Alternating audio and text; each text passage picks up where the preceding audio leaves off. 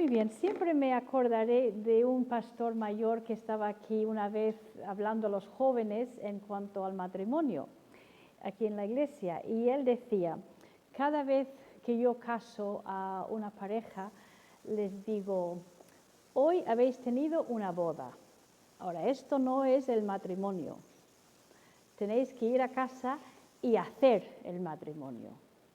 Y yo digo, cuánta razón tenía, ¿no? Una cosa es la ceremonia y todo lo bonito que es esto, y luego otra cosa es el día a día, la convivencia y el edificar lo que es el matrimonio. Y eso es lo que vamos a estar pensando en el día de hoy. Pero es en ese día a día que hay dificultades, por supuesto, pero también en ese día a día es cuando se cosechan muchas bendiciones en el matrimonio. En el último estudio hablamos de toda la parte legal y lo hemos vuelto a leer en esta tarde, como voz delante de los ancianos de la ciudad, en la puerta donde se hacía todos los negocios. Él hizo este pacto de redención para poder redimir a Ruth y también, por supuesto, a Noemí. Y hoy vamos a ver las bendiciones y los resultados que fluyeron de esa unión. Bendiciones para Ruth misma, bendiciones para Boaz y bendiciones para Noemí también. Pero antes de meternos así con las bendiciones específicas de esa unión, vamos a ver algunas cosas que este pasaje, al leer este pasaje me he dado cuenta que Dios nos enseña muchas cosas, incluso para nuestro día a día, unos principios muy básicos que nos puede servir para cosas de la vida como hasta planear una boda, pues Dios nos ha dicho ciertas cosas. Siempre la Biblia es nuestra lámpara, siempre es nuestra guía para todo, para toda parte de nuestra vida. Y eso es tan importante en el día de hoy.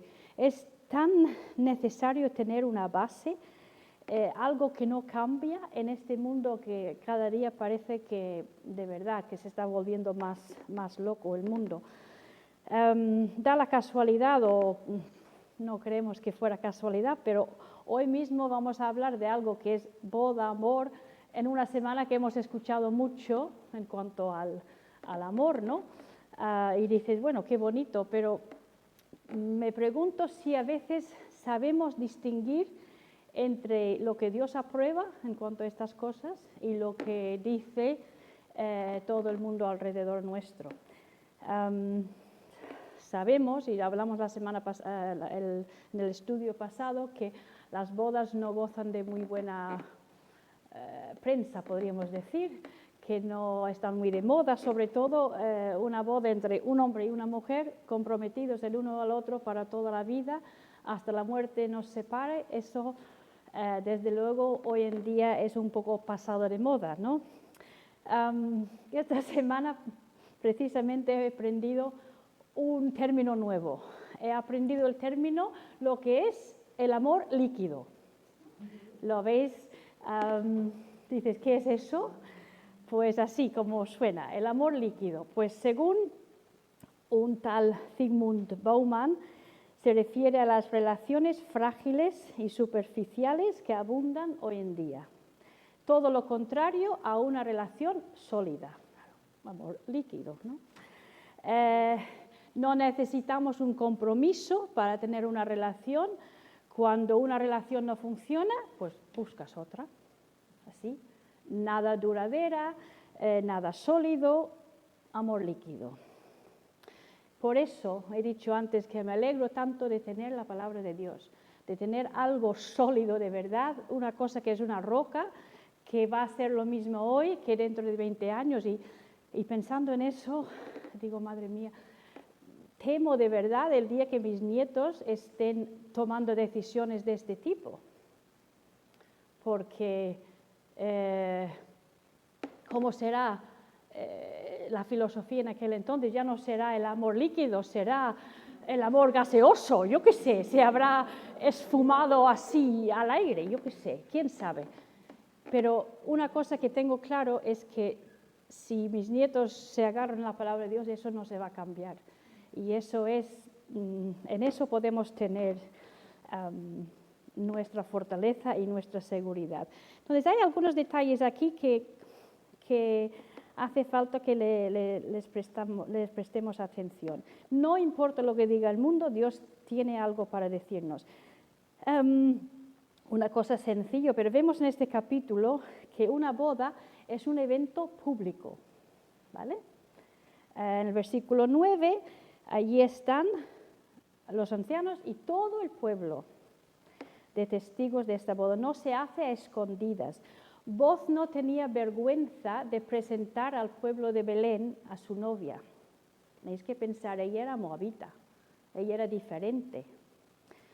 Y aunque ella había abrazado el judaísmo y ya se había venido a refugiarse, dice Ruth, dice el capítulo 2 creo, se había venido a refugiarse bajo las alas de Jehová, pero seguía siendo moabita. Y es curioso incluso cuando él dice su voto, dice, y tomo por mi mujer, en el versículo 10, tomo por mi mujer a Ruth la moabita. O sea, no tenía vergüenza de casarse con una moabita porque sabía que era una mujer virtuosa. Él ya dice eso en el capítulo 3, versículo 11, y sabía que todo el pueblo ya conocía la virtud de Ruth. Cuando una pareja se casa en secreto o a escondidas, parece que es, o normalmente es porque hay algún problema, un problema que debe solucionarse antes de la boda, me parece a mí. Por muy romántico que puede ser casarse bajo las estrellas sin nadie más alrededor o en una playa desértica con 2 personas de testigos, realmente yo creo que una boda es para compartir el gozo con los demás.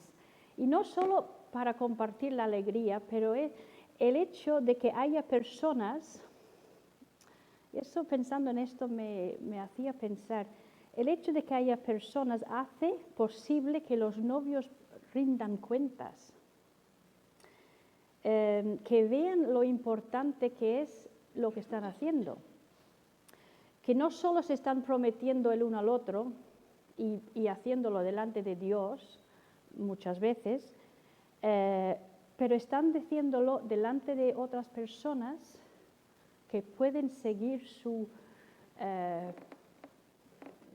crecimiento y cómo han cumplido esos votos el mes que viene, el año que viene, 10 años más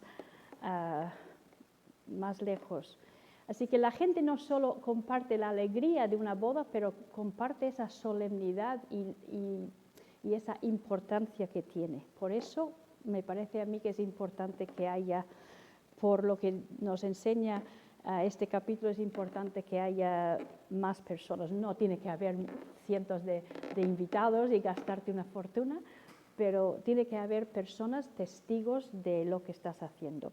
En segundo lugar, creo que esta boda reconoce la necesidad que tienen de Dios en su matrimonio. Si de algo se caracteriza esto es de la oración. Las personas en el pueblo están orando por Ruth y por Boaz y el nombre de Dios continuamente, que el Dios les dé esto, que Dios les ayude. Porque por muy enamorados que estén 2 novios el día de su boda, por muy color de rosa que parece todo, deben saber que están emprendiendo un camino que no va a ser siempre color de rosa. Entonces necesitan al Señor. Salmo 126, versículo 1 dice, si Jehová no edificara la casa, en vano trabajan los que la edifican. Entonces eso es un principio muy importante tener en cuenta para el matrimonio. En tercer lugar, y quizá es una cosa que hace unos años no se tenían que remarcar tanto, pero hoy desde luego, el matrimonio se consuma después de la ceremonia, ¿vale? Está muy claro aquí en el versículo 13. Boaz, pues, después de todo esto, Boaz tomó a Ruth y ella fue su mujer. No se consuma en un momento de romanticismo en la era, ¿os acordáis de la noche en la era? No, Fue después de que todos los trámites se habían terminado. No dijeron, bueno, total, como nos vamos a casar de todas formas, no, ¿qué importa 4 papeles? No hicieron eso. Esperaron hasta que Booz resolviera todo el asunto. Ahora yo sé lo que estoy diciendo, parece hoy en día de lo más puritano, de lo más anticuado que se puede escuchar. Todos sabéis el mundo en que vivimos, la sociedad, incluso los más tradicionales de nuestra sociedad, siempre prueban la convivencia antes de casarse y cuando se quieren empezar una familia ya piensan que es hora de casarse. Esos son los más conservadores y ni siquiera esto. Piensan, bueno, vamos a formar una familia y si podemos aguantar la presión de tener hijos, entonces ya nos habremos consolidado como pareja y ya será hora de hacernos marido y mujer. Ya sabéis cómo es el mundo en que vivimos. Pero hermanas, eso no es lo que dice Dios. Por mucha lógica humana que pueda tener esas ideas, Dios no lo planeó así. Y Dios bendice a los que esperan, a los que siguen el orden que Él ha dado en su palabra. Ahora, cuando seguimos el plan que Dios nos da, Dios bendice. Es así de sencillo. ¿Cómo no va a bendecir el matrimonio cuando es Él quien lo ha instituido? Dios es el que planeó el matrimonio, que lo pensó como un cuadro que representara a Cristo y la Iglesia, la unión de Cristo y su cuerpo, que es la Iglesia. Así que cuanto más cerca andamos del Señor, más experimentamos la bendición que Dios tiene para nosotros. Ahora vamos a ver algunas de estas bendiciones que hubo para Ruth, para Noemí y para Booz. En primer lugar, para Ruth hubo la bendición del fruto de su vientre, de tener un hijo. Tuvo un bebé. Un bebé llegó a la casa de Ruth y Booz, y eso, por supuesto, un bebé siempre es una bendición. El pequeño Obed, que significa siervo. Es muy probable que Ruth era una mujer estéril. Hablando de tantas mujeres en el concurso, es probable, la Biblia no dice específicamente que era estéril, pero si pensáis, ella estaba casada con Malón durante bastantes años. Estuvieron en Moab 10 años y bastantes de esos años ella estaría casada con Malón y no tuvo hijo. Entonces parece incluso que el pueblo de Belén sabía eso, porque aquí oran para que ella sea como Raquel y como Lea. ¿Os acordáis quiénes eran? Las mujeres de Jacob, y eran como las madres de Israel, o dice aquí que eran las cuales edificaron la casa de Israel. Dios oyó la oración de este pueblo y le dio a Ruth un hijo. Para las mujeres judías, por supuesto, era muy importante tener un hijo. Y ella, que había venido a creer en el Dios de Israel, pues para ella también. Pero a Ruth, que era primero una mujer moabita, aunque se había convertido, seguía siendo una moabita que creía en Dios. Una moabita parecía estéril. A esa mujer quizá la más poco probable de cumplir la voluntad de Dios, y sin embargo es a esta que Dios toca su corazón, toca su vida y la coloca en la misma descendencia, la genealogía, igual como Raquel y como Lea, madres del rey David. O sea, realmente el hijito de Ruth era el abuelo del rey David. Qué bendición, ¿no? Y ser como abuela del rey David, desde ser bisabuela del rey David y seguir la línea hasta llegar al Rey de Reyes, que es el Señor Jesús. Una bendición por encima de de cualquier otra cosa. El fruto que le dio Dios a Ruth llegó a ser en la línea del Señor Jesús, porque Dios se especializa en cosas que nos parecen a nosotros imposibles. ¿Por qué? Tú te habrás preguntado por qué ha trabajado con tantas mujeres que no podían tener hijos. Hemos mencionado algunas esta tarde: Sara, Ana, Rebeca, incluso muchas mujeres. ¿Por qué?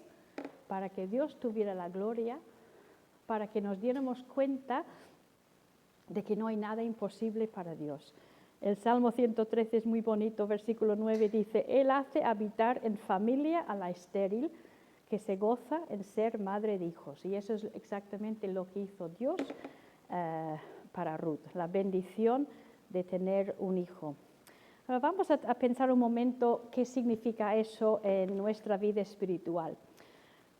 Para un creyente que ha entrado en esa relación salvadora con el Señor Jesús, cuando somos redimidos por Cristo, entonces tenemos la bendición de poder producir fruto, de tener fruto para el Señor en nuestra vida.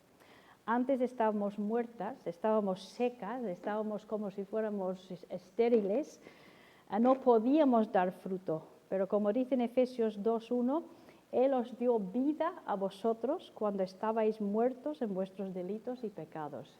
Él os dio vida para poder tener fruto, colocados en la vid verdadera, de que habla Juan 15, como pámpanos para poder dar fruto. Y tú dices, ¿qué es ese fruto? Pues si estamos permaneciendo en Cristo, entonces vamos a ser como Él. Ese es el fruto que quiere el Señor producir en nuestra vida. Tener el fruto de amor, gozo, paz, paciencia, benignidad, bondad, fe, mansedumbre, templanza. Es el fruto de la vida de Cristo, es el fruto del Espíritu que si le dejamos obrar en nuestra vida será nuestro fruto. Antes de conocer a Cristo no podíamos dar esos frutos. Toda nuestra vida era egoísta, no teníamos nada de bueno, nada de benignidad, nada de fe. Y sin embargo ahora, por la gracia de Dios, hay esos brotes de la vida del Señor en nosotros. Hay fruto. Unas veces a 30, como dice la parábola, otros a 60. Ojalá que fuera siempre a 100%, pero siempre hay algo. Si hay vida, hay algo de fruto. Y por la gracia de Dios podemos mirar para atrás y decir, sí, gracias Señor, que tú vas obrando en mi vida. No es lo que debe ser, pero hay fruto. Hace 10 años no tenía tanto fruto como hoy en día. Gracias Señor, porque es tu fruto. No lo puedo producir yo, pero es el fruto tuyo en mi vida. También el cristiano puede dar fruto trayendo almas a los pies del Señor. Ese es otro tipo de fruto que podemos tener en nuestra vida.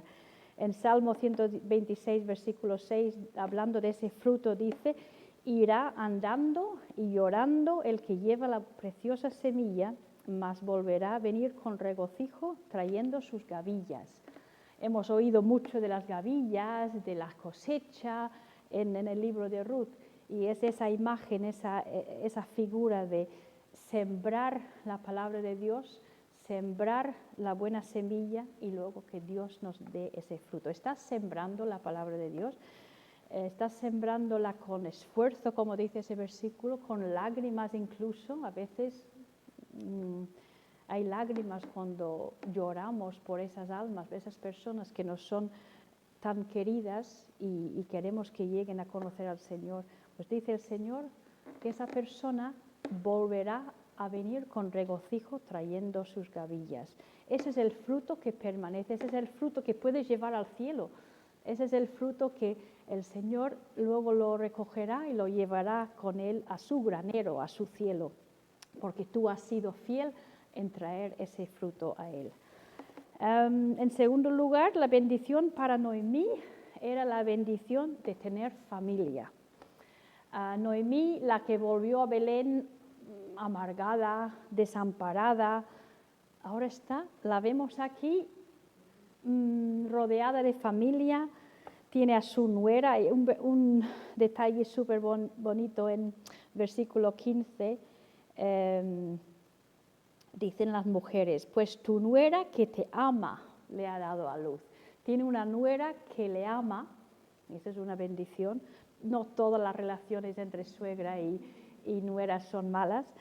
Tiene una nuera que le ama, tiene al marido de la nuera, que es el responsable de cómo ha terminado esto, que les ha redimido,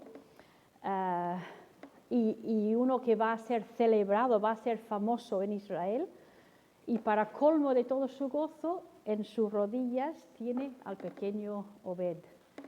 La que había perdido tanto, la que estaba tan vacía, ahora está llena, está completa, podríamos decir que está plenamente gozosa.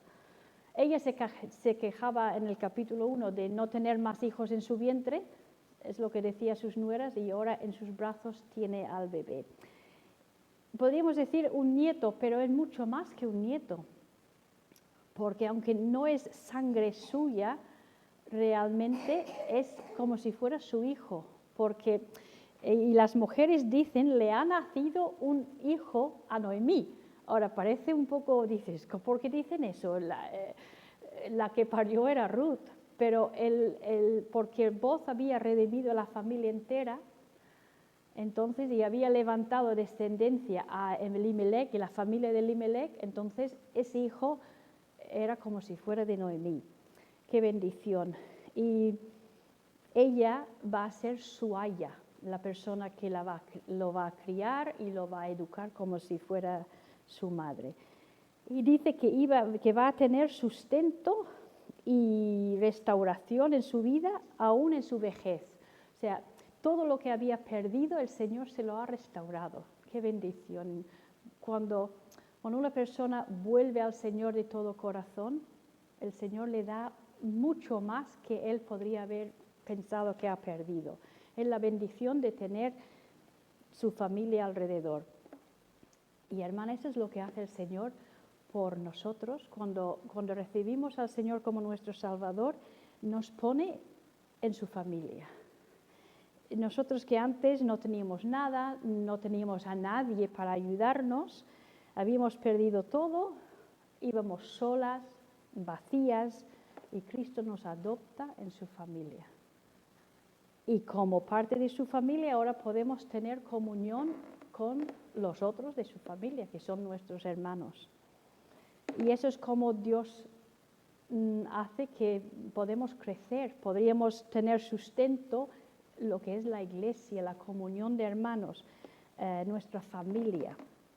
Y a través de la palabra de Dios, unos a otros se pueden sustentar y restaurar a la medida que crezcamos hasta la madurez y hasta la vejez en el Señor, que sí es así. Así que la bendición de tener una familia en el Señor.